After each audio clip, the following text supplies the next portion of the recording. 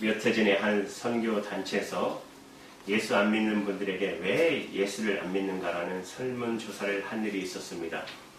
많은 이유들이 지적되었지만 대표적으로 세 가지가 있는데, 세 가지가 가장 믿지 않는 이유가 나왔는데요. 첫 번째가 뭐냐면 신의 존재 여부가 믿어지지 않는다.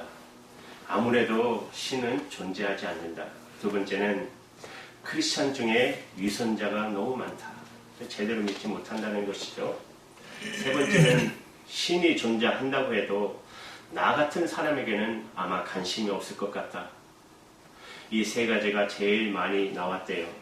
그런데 여러분, 이 세 가지 이유는 비단 신앙을 갖고자 하는 믿음의 사람들이 극복해야 할 세 가지 요소일 뿐만 아니라 우리 한국만이 아니라 우리 민족만이 아니라 모든 세계 어느 장소에서도 마찬가지라고 생각합니다.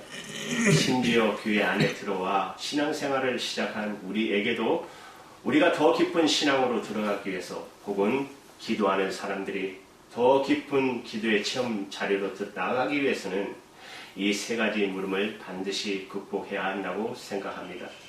저는 이 세 가지가 신앙의 장애물이면서 동시에 기도의 장애물이라고 생각해요.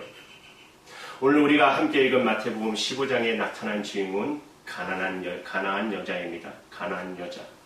요즘 혹시 가나안 성도라는 말 들어보셨나요? 가나안 성도. 교회 안에서 목사님들에게 유행하는 신조어라고 해요. 가나안 성도. 그게 뭐냐면 교회에 조금 나오다가 별로 어떤 마음의 확신도 갖지 못하고 그렇다고 해서 신앙을 아주 포기하지도 못하고 어느 정도 신앙을 간직하고 있는데 더 이상은 교회는 안 나가는, 그러니까 가나안을 거꾸로 하면 안 나가. 그렇게 말한대요. 교회 안 나가는 성도들을 가나안 성도라고 부르는데요. 가나안 성도. 오늘 본문에 가나안 여자라고 그랬죠. 22절에 마태복음 15장 22절에 가나안 여자가 왜 이 여인을 가나안 여자라고 했을까요? 여러분, 이스라엘 백성들이 출애굽에서 들어간 땅이 어디죠? 가나안이죠. 그러니까 이스라엘만 있는 것이 아니에요. 그 안에는 이방도 있었던 것입니다. 지금 가장 많이 분쟁하는 곳이 어디죠? 이스라엘과 국경 때문에 팔레스타인, 그죠? 팔레스타인. 구약의 블레셋이에요. 거기가 바로 블레셋. 그러니까 유대가 있으면 북쪽에는 뭐가 있냐면 시리아, 그죠? 시리아가 있고 레바논이 있고 요르단이 있어요. 그러니까 구약에 보면은 그것이 바로 가나안이었습니다. 그러니까 다시 말하면 이방 여자라는 뜻입니다. 이방 여인, 이 가나안 여인. 근데 가나안 여인에게 귀신이 들린 딸이 있었어요. 그래서 딸을 고쳐보려고 했지만 고칠 방법이 없는 거예요. 그런데 예수님이 그 땅에 오신다. 복음이죠. 그 예수님은 메시아라고 불려지는 분이고 많은 사람들에게 육체의 병도 고치시고 마음의 병도 고치시고 하나님의 나라의 진리를 말씀해 주신다. 얼마나 소망이었을까요? 얼마나 복음이었을까요? 그래서 예수님 앞에 나온 것입니다. 나와서 내 딸의 흉악한 귀신이 들렸나이다. 고쳐주십시오. 일종의 기도라고 볼 수가 있는 것이죠. 예수님 앞에 나와서 기도한 것이에요. 그런데 어떤 반응을 보이느냐? 세 가지 반응이에요. 오늘날 믿음의 사람들이 혹은 기도하는 사람들이 반드시 극복해야 할 세 가지 반응이 있어요. 세 가지 반응. 첫 번째 반응은 뭐냐면 침묵의 반응. 침묵의 반응. 우리가 하나님 앞에 나와서 기도하는데 하나님 고쳐주세요. 하나님 도와주세요. 근데 기도했는데 아무 소식이 없어요. 하늘은 적막하고 내가 소리친 제 기도의 소리는 마치 허공으로 돌아오는 것 같고 내가 기도해도 응답이 없고 그냥 싸늘한 침묵만 느낀다. 여러분, 기도하는 사람들이 반드시 극복해야 할 것이 바로 이 기도 후의 침묵. 이 침묵을 어떻게 할 것인가? 공허한 침묵, 차가운 침묵, 기도했지만 아무 일도 안 일어날 것 같은 많은 사람들은 거기서 끝나요. 거기서 끝나는 사람들은 아무것도 얻지 못해요. 믿음에 성공하지도 못하고 기도에 성공도 하지 못하고. 첫 번째 반응은 침묵의 반응입니다. 침묵의 반응. 오늘 본문 23절을 보십시오. 우리 다 같이 읽을게요. 시작. 예수는 할 말씀도 대답하지 아니하시니 제자들이 와서 저하여 말하되 그 여자가 우리 뒤에서 소리를 지르오니 그를 보내소서. 첫 번째 반응이 예수님은 한 말씀도 대답하지 아니하셨다. 소리쳤는데 살려주세요, 고쳐주세요, 아무 소리가 없었다. 침묵만이 돌아왔다. 이때가 여러분 중요합니다. 이때 포기했으면 아마 아무것도 얻지 못해요. 두 번째 반응은 뭐죠? 두 번째 반응은 뭐냐면 제자들의 방해입니다. 제자들의 방해. 예수님 앞에 나오는 일에 예수님의 제자들이 방해거리가 되었다는 거예요. 장애물이 되었다는 거예요. 여러분 다시 23절에 보면 예수는 한 말씀도 대답하지 아니하시니 그 다음에 제자들이 와서 제자들이 등장하죠. 그 여자가 우리 뒤에 와서 소리 지르느니 그를 보내소서. 지금 이 여자가 너무 시끄럽게 소리를 지르고 있습니다. 보내버리시죠. 그런데 그런 말을 들었을 때 이 여인의 마음은 얼마나 기가 막혔겠어요. 예수님 앞에 모든 소망을 걸고 메시아라고 불려지는 분에게 자기 가정 소망을 가지고 걸고 나와서 지금 내 딸 살려달라는데 제자들이 뭐라고 그래요? 이 여자를 보내버리시죠. 소리를 너무 지르니까 보내버리시죠. 제자들이 방해거리가 되었다는 거예요. 이 여인의 편에서는 진지하게 인생의 문제에 대한 해답을 찾으면서 예수님 앞에 나왔는데 이 여인에 대한 취급, 제자들의 취급이 뭐예요? 지금 예배의 장을 소란케 하는 방해꾼 정도로 이 여인을 생각한다. 이 여인의 편에서는 예수님의 제자들이 도움이 안 되는 존재, 신앙생활 하다 보면 우리가 경험하는 여러분 불편한 진실 하나가 있어요. 어떨 때는 목회자 때문에 상처를 받아요. 이건 진짜 불편한 진실이에요. 그러나 사실이에요. 장로님 때문에 내가 신앙생활에 내가 시험을 받아요. 권사님 때문에 시험을 받아요. 집사님들 때문에 내가 시험을 받아요. 예수님의 제자들이 내 믿음의 장에 내가 기도하여 응답받기 위해서 나가 하나님 앞에 내가는 장에 뜻밖의 예수님의 제자들이 방해꾼이 됐어요. 이 방해를 어떻게 할 것인가? 침묵을 어떻게 할 것인가? 두 번째 방해 어떻게 할 건가? 여러분 세 번째는 여러분 드디어 이제 예수님이 입을 여세요. 침묵을 깨고 그런데 예수님이 세 번째로 보여준 반응이 뭐예요?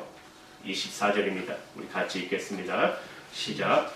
예수께서 대답하여 이르시되 나는 이스라엘 집에 잃어버린 양 외에는 다른 데로 보내심을 받지 아니하였노라 하시니 이스라엘의 집에 잃어버린 양 외에는 나는 다른 존재에게 보내심을 받지 않았다.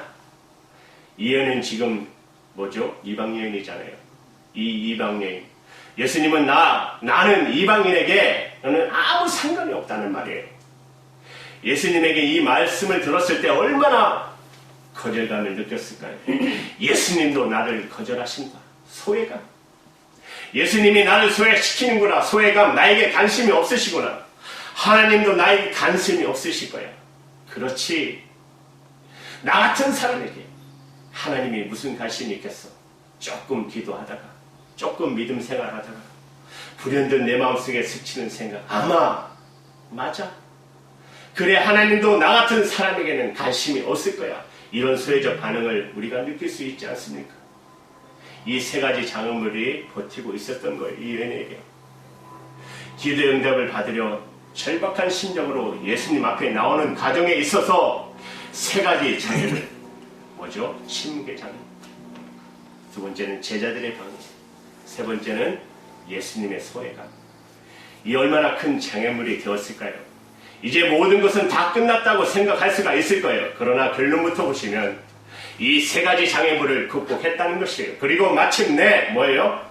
기도의 응답을 받았다는 것입니다. 이 가나안 여인이. 그렇다면 이 가나안 여인의 기도의 응답을 받은 비밀이 뭘까요? 이것도 세 가지입니다. 첫 번째는 예수님이 메시아임을 확신했어요. 예수님이 메시아 되심을 이 확신이 흔들리지 않았다는 거예요. 그러니까 물러설 수 없는 것이죠. 저분이 메시아라면, 사람들이 말한 것처럼 메시아라면 내가 여기서 물러서면 나는 더 이상 소망이 없다. 어떻게 이 여인이 예수님을 메시아로 확신했다고 말할 수 있을까요?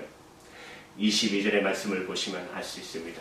이것도 같이 있습니다. 이 말씀도 가나안 여자가 하나가 그 집에 나와서 소리 질러 이르되 주 다윗의 자손이여 나를 불쌍히 여기소서 내 딸이 흉악하게 귀신이 들렸나이다 하되 예수님을 향해서 뭐라고 불렀습니까? 다윗의 자손이요. 알고 있었던 것이에요. 메시아가 다윗의 자손에서 오신다는 것을. 그래서 여러분 마태복음 1장 1절부터 보면은 아브라함과 다윗의 자손 예수 그리스도 이렇게 말씀하고 있어요. 그러니까 예수님을 메시아로 이 여인은 믿은 거예요. 이 여인은 정말 저분이 메시아다. 저분이 구세주다. 이걸 믿었어요. 이 확신 그렇다면 물러설 수 없었던 것이죠. 내가 이분에게 도움받지 않으면 내 인생은 끝난 것이다. 다 끝난 것이다. 그래서 물러서지 않았어요. 그런데 왜 도대체 예수님은 처음부터 왜 따뜻하게 안아주시지 않고 받아주시지 않고 이런 반응을 보이셨을까? 이것은 이 여인을 테스트한 거 아닐까요? 이 여인이 정말 나를 믿나? 이 여인이 정말 나를 사랑하나? 그 믿음을, 그 사랑을 테스트하고 싶어 했던 거라고 생각해요. 기도 후에 침묵. 믿음 생활하는데 진리를 찾는데 기도를 하는데 왜 침묵밖에 없을까? 그것은 여러분 우리의 믿음의 진정성을 그분이 테스트하고 있는 것입니다. 혹은 내가 기도의 진정성을 내가 정말로 기도하는가 믿고 기도하는가를 주님은 테스트하고 있는 시간이에요. 그러니까 그 침묵을 잘 견뎌야 하는 것입니다. 당장 응답이 없을 것 같은 침묵의 시간 그때를 잘 견디셔야 됩니다. 아, 이건 테스트야. 내 사랑을, 내 믿음을 그분이 하나님이 테스트하고 있는 거야. 그래서 잘 견디셔야 된다는 것이에요. 여러분, 두 번째는 이 여인이 마침내 응답을 받았던 두 번째 비밀은 마땅히 바라볼 대상에게만 집중했기 때문에 여러분 우리가 구도에 믿음의 생활할 때 진리를 찾을 때 혹은 기도의 응답을 받고자 할 때 우리가 바라봐야 할 대상은 누굽니까? 하나님이시죠. 예수님이시죠. 성령님이시죠. 믿으십니까? 그렇다면 계속 하나님만 바라보셔야 돼요. 그분이 우리가 바라봐야 할 대상이에요. 자꾸 사람 바라보지 마시고. 그런데 사람이 내가 기도하는 일에 믿음 생활하는 일에 내가 기도하여 응답을 받는 일에 내가 은혜를 받으려고 주님 앞에 나오는 일에 사람들이 방해거리가 되고 있어요. 아까 말씀드렸죠. 그 신앙의 불편한 진실이라고. 때로는 예수님의 제자로 자처하는 목사가, 장로가, 권사가, 집사가 내 신앙의 길에 방해가 될 수 있다는 사실이에요. 그런데 이 가나안 여인은 누구에게만 집중했어요? 예수님에게만. 이 여인은 계속 주님에게만 집중하고 있었어요. 주 다윗의 자손이요. 그런데 예수님의 반응은 마치 이 여인을 거절할 듯한 반응, 소외시키는 것 같은 차가운 반응을 보여도 이 여인은 이렇게 말합니다. 25절에 보시면 여자가 와서 예수께 절하여 이르되 그 다음에 같이 있습니다. 주여 저를 도우소서. 누구에만 집중하고 있죠? 예수님에게만 집중하고 있는 것이에요. 사람들에게 집중하는 것이 아니라 예수님에게만 집중했어요. 왜? 그분이 내가 만나야 할 대상이기 때문에. 그분에게만 집중한 것이에요. 그분이 내가 만나야 할 궁극적인 대상이기 때문에 그분에게만 집중했습니다.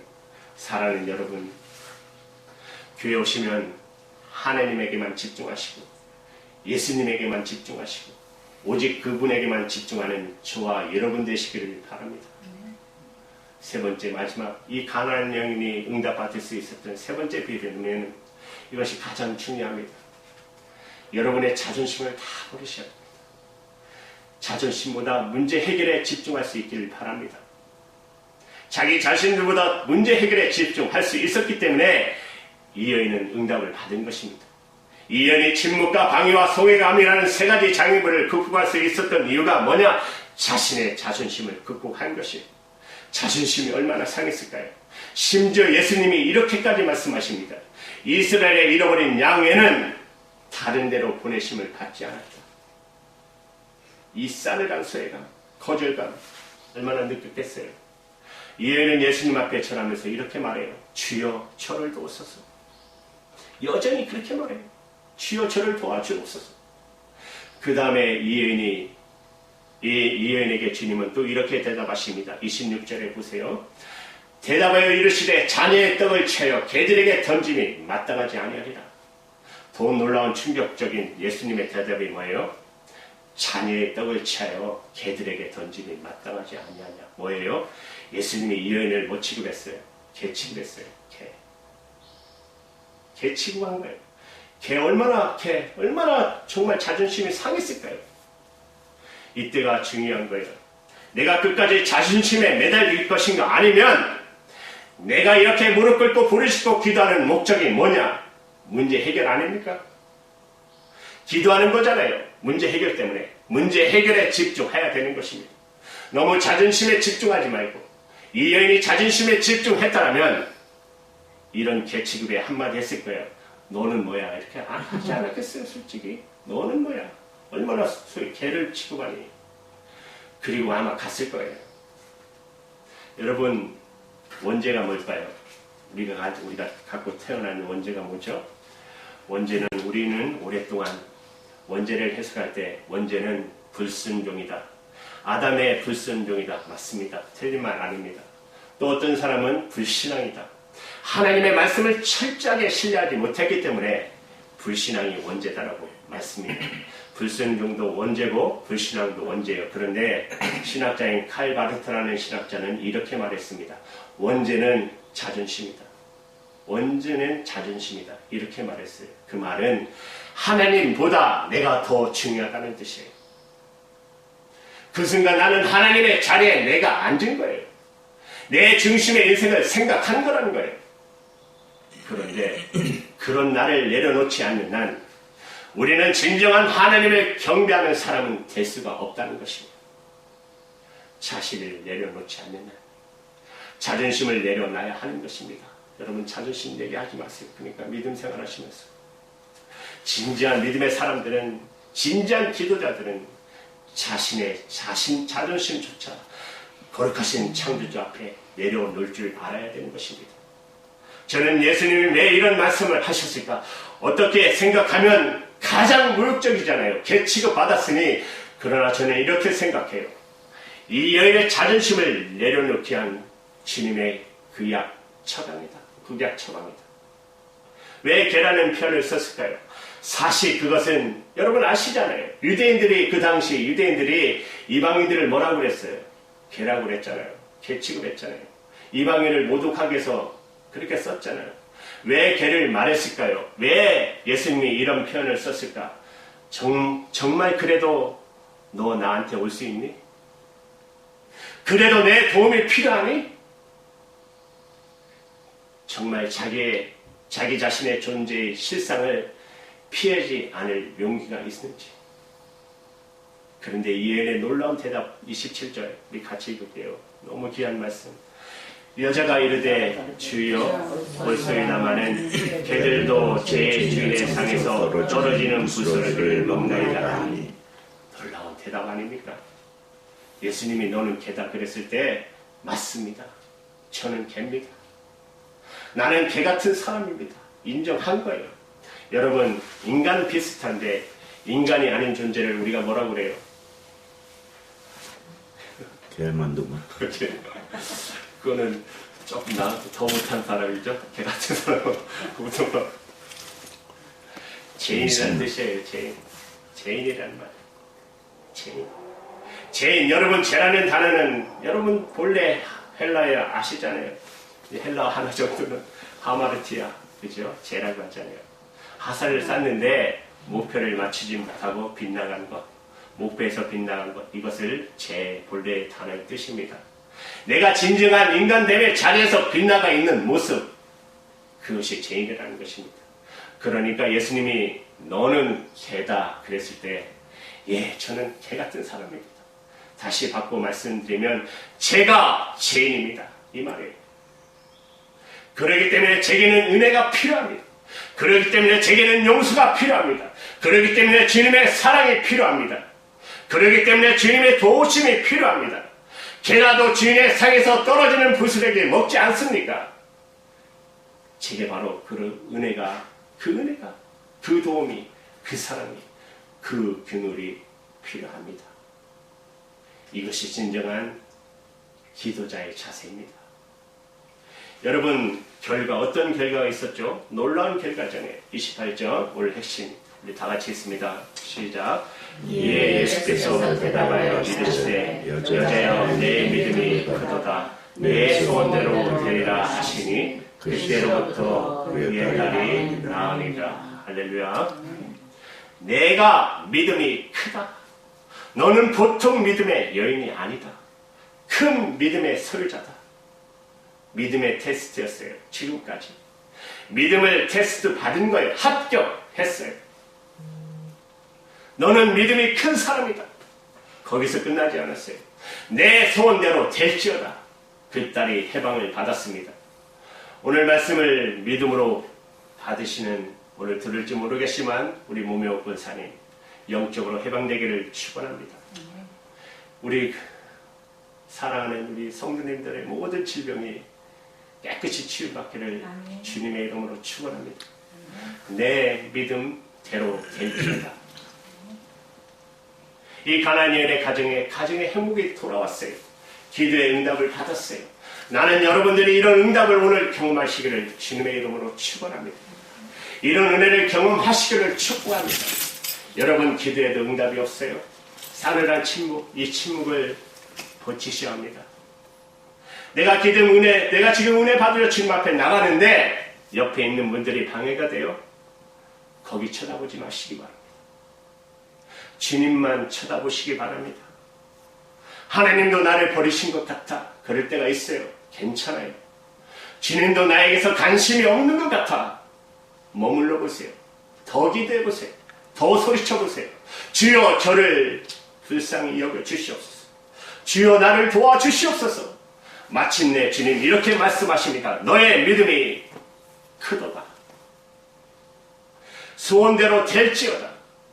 이 은혜를 받으시기를 바랍니다. 이 축복을 받으시기 바랍니다. 이 놀라운 은혜를 입는 저와 여러분 되시기를 주님의 이름으로 축복합니다. 아멘. 기도합니다.